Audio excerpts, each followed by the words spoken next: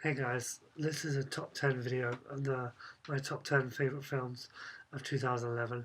I'm doing this on iMovie on my new MacBook, so it might be a little, I don't know what the video quality is like.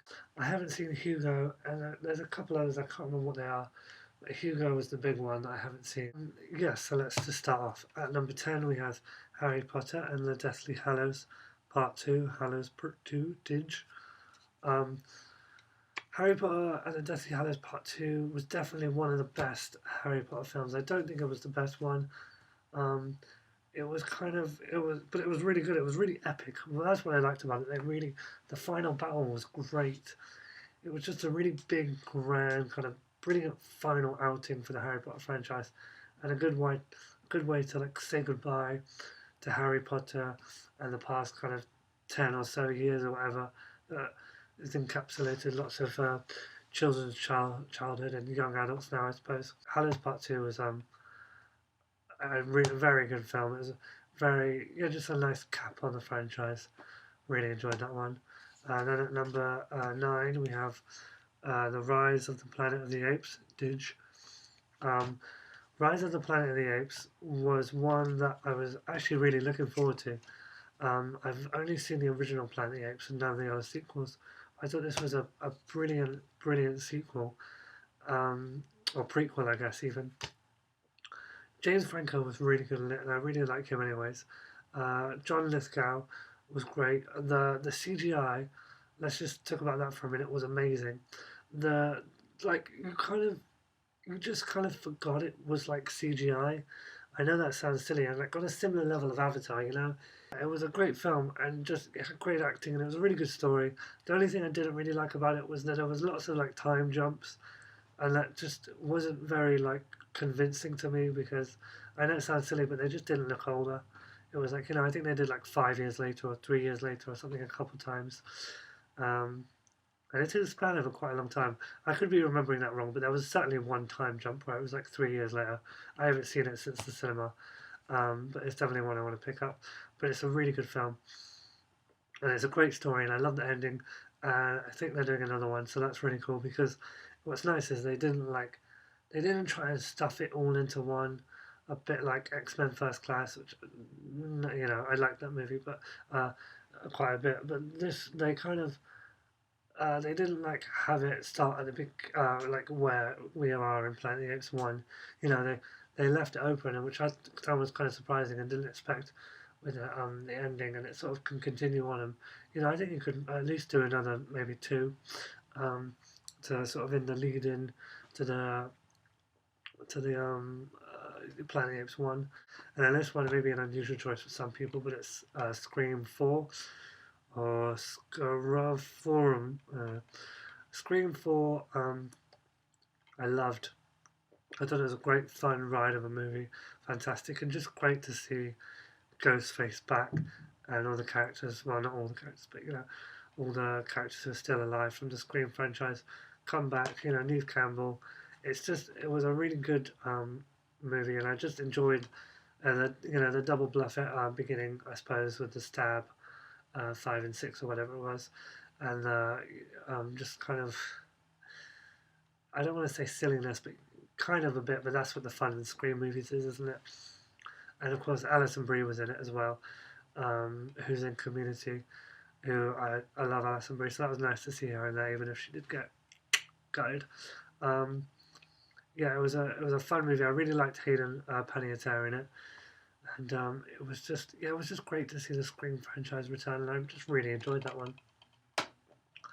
Then number 7, you have Mission Impossible: Ghost Protocol. This one I actually saw twice. The second time I saw it in an IMAX, which was the first time I'd ever seen it in IMAX. So that was like, it's kind of terrifying. Mission Impossible: Ghost Protocol was just a fantastic film. I thought it was the best Mission Impossible movie to date, and I'm really excited to hear that they're doing a Mission Impossible 5. I think Tom Cruise has still got it. The fact that he does a lot of his own stunts is amazing. The bit on the tallest building in the world where he's scaling it and his gloves are breaking, that sounds odd if you haven't seen it, but you know what I mean if you have, was fantastic. And just like the fact that he did that was insane. And the bit where like my favorite bit of that is when he's running along and then he has to jump because his cord is too short, and he just smacks his head and then it goes boom, and they grab onto him. Sorry, I'm just getting into it a bit now, but it's just a really fun movie, a great movie, and kind of spoilers I suppose. But the cameos at the end were really nice as well. The Ving Rhames, like I was so chuffed to see him there because even if it's just a teeny bit part, it was like yes, he's been in all the Mission Impossible movies along with Tom Cruise. So I hope he's in number 5 as well, and a bit more on this one. Let's have him be part of the mission. And then also Michelle Monaghan who plays his wife in 3, and there was that whole thread running through that.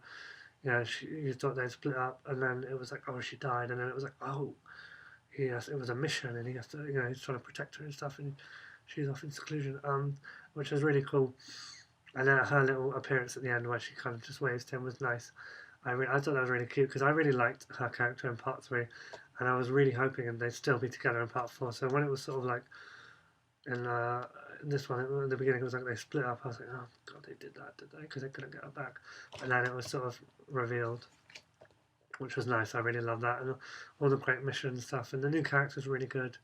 Jeremy Renner was fantastic, so I hope he comes back, and I hope Simon Pegg's back as well for part 5 because I really like. He's very funny in this one.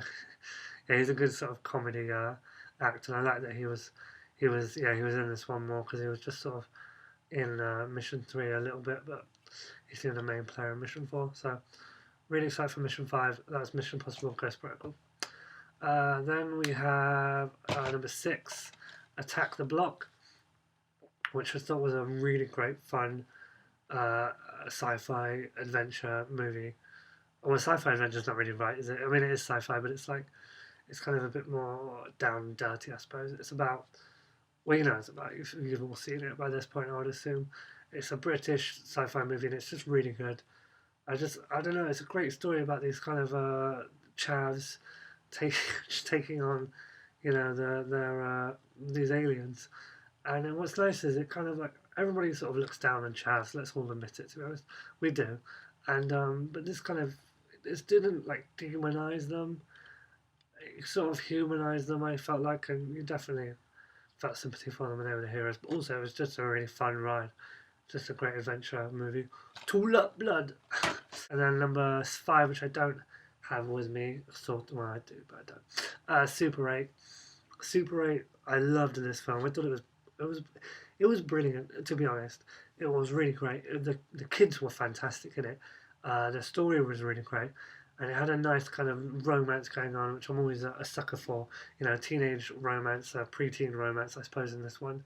It was a really, again, fun being the operative word on this one, and fantastic. And obviously the sequence where they're filming their little movie and then the train crashes was amazing. That was absolutely just thrilling, to be honest. That was probably one of my favourite parts of the movie. But it was just a great flick, and I was kind of sad though that not to kind of finding her little sister, she was my favourite character in the movie. I really liked her a lot.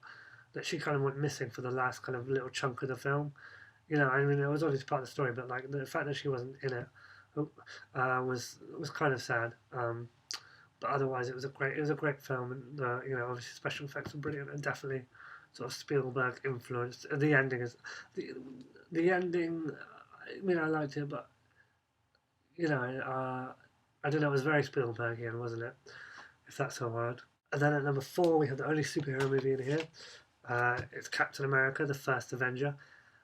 This movie just another fun operative word of 2011, I suppose.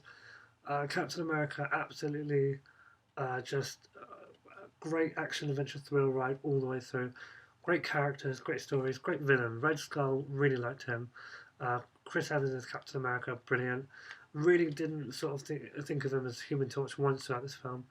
And I can't remember her name, but the woman playing Peggy, I loved her and their little love story, and just the lead up to the Avengers is so exciting. But this is Captain America, and it's definitely my favourite of the Marvel Universe Studios movies in the lead up to the Avengers. And it's just it was a great film. and it was really, it was just really cool the way they were able to do it and like have it be in the 40s and stuff, you know. And just the way they were able to pull it off and all the nods to the other ones with the Stark or the World's Fair Expo, which became the Stark Expo, and then kind of like also the Howard Stark being like a main character in it, and that was oh yeah, the Cosmic Cube being the thing that powers the bad guys' weapons, and that's obviously in the end of the after the credits scene and Thor. But yeah, just a brilliant movie and one that I watched. I've seen it twice now, and I just loved it both times. It was just fantastic. And number three, we have Source Code, which I obviously showed in my Christmas update, but I don't have that with me. I left it at home. Source Code was my top film for a while. Source Code I thought was brilliant. Obviously, I thought it was shit, but I just put it on my top 10 anyways. I really love Source Code. I think Jake Gyllenhaal was fantastic. Again, Michelle Monaghan, one of my favourite sort of. I'd say she's an up and comer. You've got Vera Farmiga. Oh, fuck. Vera Farmiga. I can't remember. She's in Up in the Air and some other stuff. I love her. She's brilliant. I just watched Up in the Air yesterday, and I can't get enough of her. Um, but Source Code's a great film. It's a really cool concept as well, and I think that Duncan Jones is a really interesting director. And I just love the whole idea of it. And it was quite short as well, wasn't it? But it was nice that way. And the ending was really cool as well, I thought. And it was quite an emotional ending, I felt like, and it really hit the emotional beats at the end, which I really liked. But it's again another one of those just fun, kind of interesting and intellectually challenging movies. You know, it's a blockbuster, but it's not dumb and stupid. So that's Source Code. And then number two, we have kind of maybe considered odd, but it's 50-50 with Bobby Jordan Ghost, fuck it, the dude from Inception. Um, this was a really great emotional movie as well, and it was kind of like it was light, but it was balancing these kind of beats of like it's light, but it's also heavy. You know, it was a real nice kind of quirky movie, but also had these moments of just like real emotional impacting things, and I definitely got a bit teary eyed and was on nearly crying watching it in some scenes. Um, but surprisingly, it had a really happy ending, which I wasn't expecting, but I liked it. It was really a nice ending, and of course, Anna Kendrick. It's just wonderful. Also, in Up in the Air. I love Up in the Air. She's just great, and she's another one who I'm a big fan of, and I like watching whatever she's in pretty much. Um, if it comes my way. But yeah, 50-50. It was a great movie, and I'm definitely going to pick that one up when it comes out. And then number one, my favourite movie of 2011 was Drive with Ryan Gosling. Drive was fucking amazing. I thought this was outstanding. So stylistic and visually amazing and just captivating and brilliant. And I saw it twice in the cinema. Um, it was just, it was so good. And Ryan Gosling was amazing in it. Carey Mulligan was amazing in it. Bryan Cranston was amazing in it. That guy who voiced Nemo's dad was amazing in it. Can't remember his name at the moment. It was just such a good movie, and I can't uh, wait to see it for a third time. It has these such striking moments, and it's such a beautiful film with a relationship between Carey Mulligan and Ryan Gosling. Their relationship and that kind of story throughout the film, but also this kind of quite hard hitting film and just such a striking film and so just wonderful to watch and soak in and be captivated by. And uh, as you can tell by my enthusiasm, I loved Drive. First time I saw it at the cinema, I got up and was just like, that was amazing. I need to see that again. That was amazing. You know, when you're buzzed from a film. And then I saw it on midnight, pretty much midnight screening of it. And just thought it was still wonderful, still brilliant. That film, it was amazing. And I can't, yeah, it's one that's getting added to the collection for sure. So that's my top 10 movies of 2011. Sorry if I got a bit rambly in places. That's how we do, but this is the film community. Yes, that's been it. I hope you enjoyed it. And was Hugo any good? Who knows? Well, probably a lot of people. Bye.